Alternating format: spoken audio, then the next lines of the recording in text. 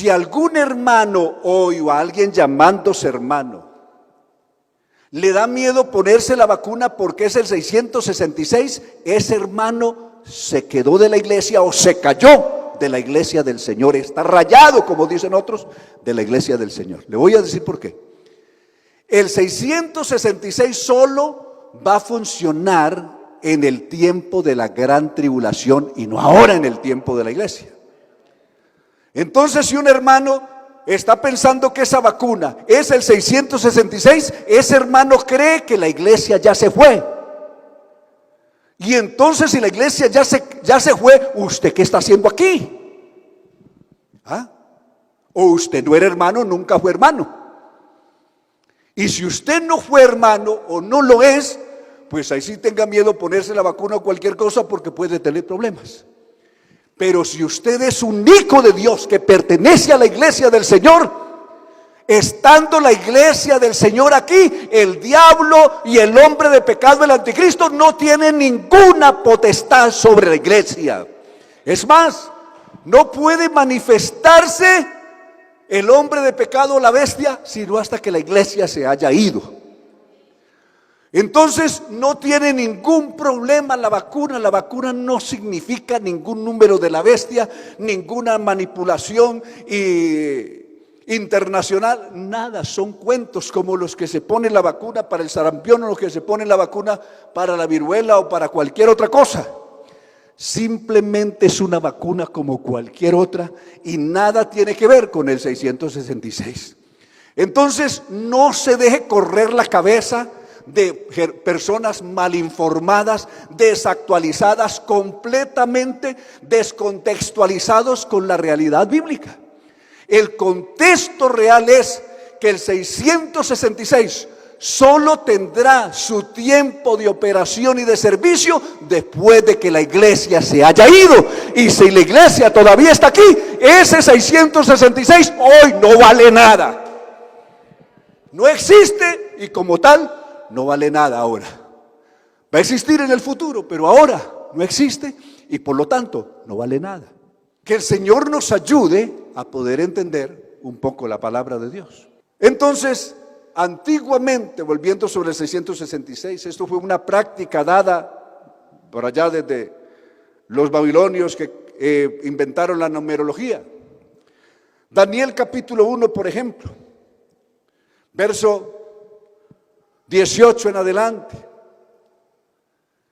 Cuando Daniel y sus compañeros, después de 3 años, les tocó hacer una carrera contra el tiempo. En solo 3 años tenían que hacer todo un doctorado. ¿En qué?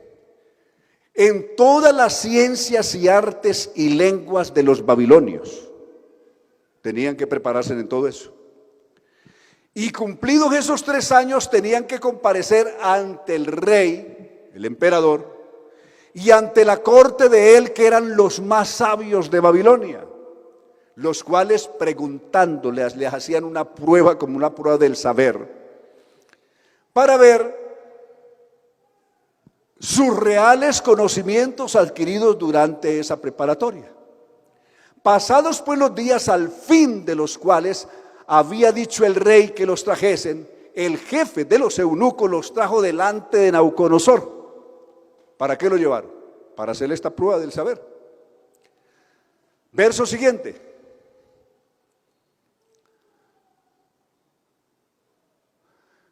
El rey habló con ellos. Aquí les está preguntando de todo, probando de todas las formas a ver qué es lo que habían aprendido. Y no fueron hallados entre todos ellos otros, ¿como quiénes? Como Daniel, Ananías, Misael y Azarías. Así pues estuvieron delante del rey. Verso siguiente. En todo asunto de sabiduría e inteligencia que el rey les consultó, es decir, que les hizo la prueba bien aguda para ver sus conocimientos, los halló. ¿Qué los halló? ¿Qué encontró en ellos? Los halló 10 veces mejor que todos los magos y astrólogos que habían en su reino. Daniel y sus compañeros habían superado por 10, no solamente a todos los compañeros de su preparatoria, sino a todos los sabios y astrólogos de Babilonia. Ellos lo superaron por 10. ¿Cuál era el número ideal? El máximo puntaje que alcanzaba un babilonio cualquiera fuera, eran 6.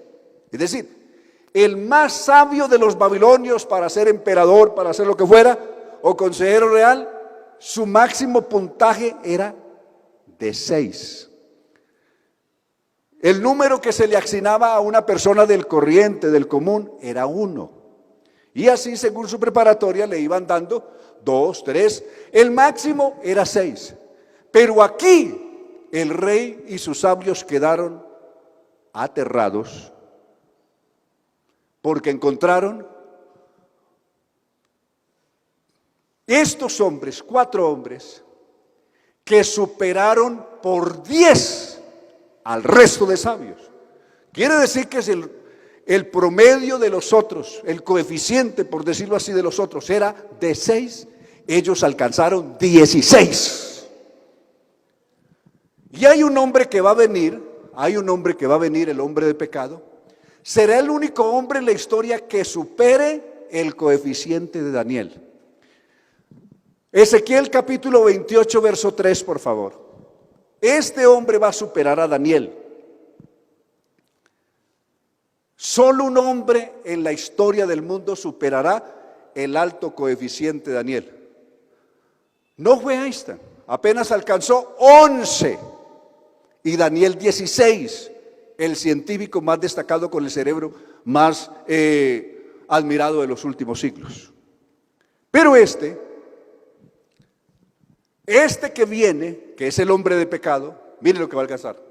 A causa de la multitud de tus contrataciones fuiste lleno de iniquidad y pecaste, por lo que yo te eché del monte de Dios y te arrojé entre las piedras de fuego, oh querubín protector. Para tomarlo en contexto bien, veámoslo desde el verso 1. Nos devolvemos al verso 1 y así tomamos el contexto para no dejar como el asunto perdido. Vino a mí palabra del Señor diciendo, ahora el 2.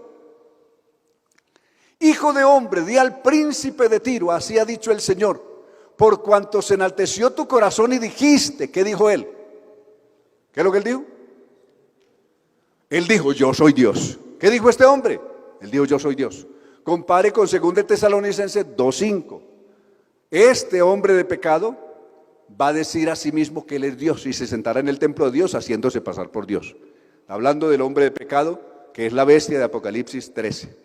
Yo soy un Dios y en el trono de Dios estoy sentado en medio de los mares.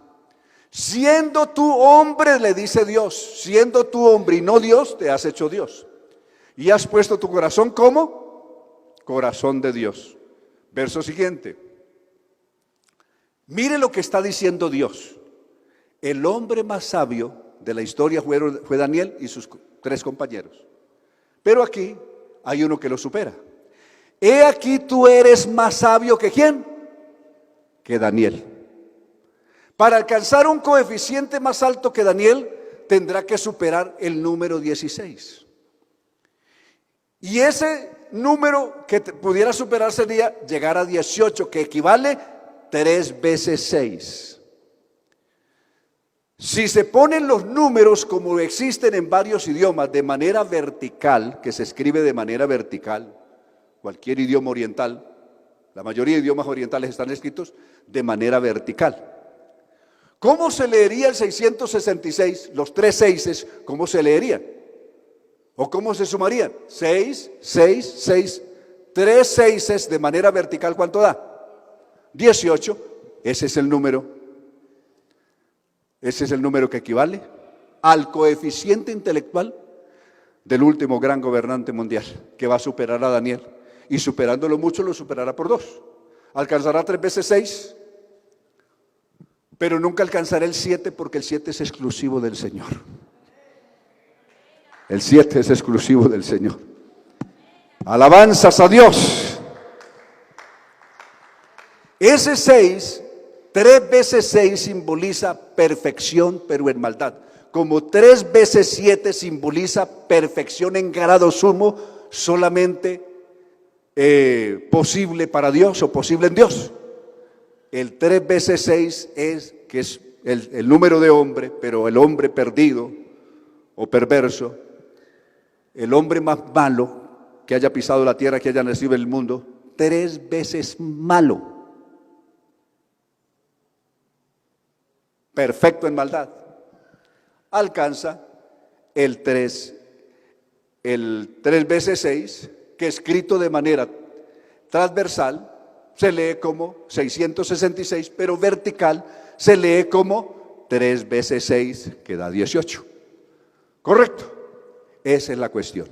Entonces, nada tiene que ver en ninguno de los casos. Hágale la operación que le haga esto, sigue siendo un número de un ser humano y no el nombre ni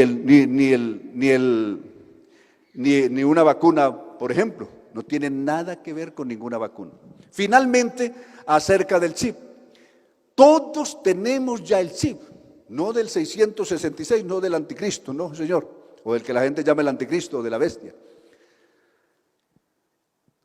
El chip fue inventado en los Estados Unidos por allá de la Guerra Fría, hablamos del año 63, para buscar incrustarlo en algunas personas de que ellos sospechaban que eran espías. Los dormían, se lo injertaban en alguna parte de la cabeza y con eso le hacían seguimiento a esos individuos, con un chip. Ellos no los llevaban y lo sabían. Pero de manera comercial se abrió a partir del año 93. En el año 93, del año 93 para acá, las cédulas de cada individuo tienen un chip. El pasaporte tiene un chip. Los correos electrónicos, ahí están los datos de cada individuo. Es decir, no es que ahí nos toman los datos y sabe dónde estamos, dónde vivimos. Haga una prueba con Google. Ubicar a Antonio Restrepo por Google y lo ubica. ¿Dónde está? La casa, el trabajo, todo está. ¿Por qué? Porque mis datos están ahí en el correo. Claro. Toda persona que ha abierto un correo electrónico, que tiene cédula, que tiene un pasaporte, está en el banco de datos del mundo y es visible a cualquier hora que lo quieran visibilizar. A través de estos aparatos, aunque los tengamos apagados, nos pueden vigilar las 24 horas. ¿Cuántos tienen un teléfono? A ver, levante la mano los que tienen un teléfono. A usted lo están vigilando las 24 horas. Aunque lo tenga apagado, lo vigilan, sabe lo que dice, sabe dónde está. Eso tiene un localizador. ¿Sabía eso? Y no es una vacuna. Le da miedo de la vacuna y no le da miedo de esto que sí es real. Nos tienen ubicados y vigilados las 24 horas. Con esto sí nos pueden manipular. Hermanos, no se dejen de tonterías. La iglesia del Señor tiene el verdadero sello. Y el verdadero sello es el Espíritu Santo que el Señor ha puesto en nosotros. Y ese sello, dice Juan, nos enseña, primero dijo Cristo, nos guía a toda verdad. Ese sello del Espíritu Santo nos guía a toda verdad. Así dijo el Señor. Y no a ese basurero de mentiras que el mundo, que las redes sociales manejan. Y en segunda instancia, dijo Juan en su carta, la unción del Santo, el Espíritu Santo que está en nosotros, nos guía y nos enseña todas las cosas, no algunas cosas, nos enseña todas las cosas que realmente necesitamos saber. Alabanzas a Dios, léalo ahí, está primera de Juan capítulo 2, verso 21 en adelante, lo puede leer. Entonces, hermanos, no se pongan a dejarse impresionar de cuentos, ni de ideas, ni de tonterías, ni de allí, ni de acá. Estudie la palabra de Dios. No se case con una sola versión.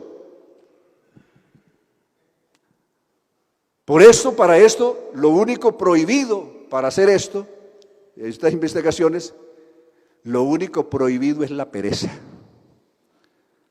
Si es alguien que le da pereza leer un libro, está condenado a creer cualquier tontería que las redes sociales le salga. Pero si usted es una persona diligente, que es capaz de estudiar la palabra de Dios, Dios le dará sabiduría y usted conocerá todas las cosas que son verdaderas en Dios y no ese montón de mentiras que circulan por ahí en las redes. Alabanzas a Dios. No hay un pueblo tan sabio en la tierra como el pueblo verdadero del Señor. ¿Y sabe por qué? Porque no hay un Dios como el Dios nuestro. Esa es la razón, no hay un Dios como el Dios nuestro. Que el Señor bendiga y guarde su iglesia hoy, mañana y hasta el día que seamos recogidos por el Señor y nos vayamos de este horrible basurero, y ahí sí que venga la bestia con todas sus mentiras y sus tramas y sus engaños, que venga cuando le dé la gana, pero nosotros nos habremos ido de aquí.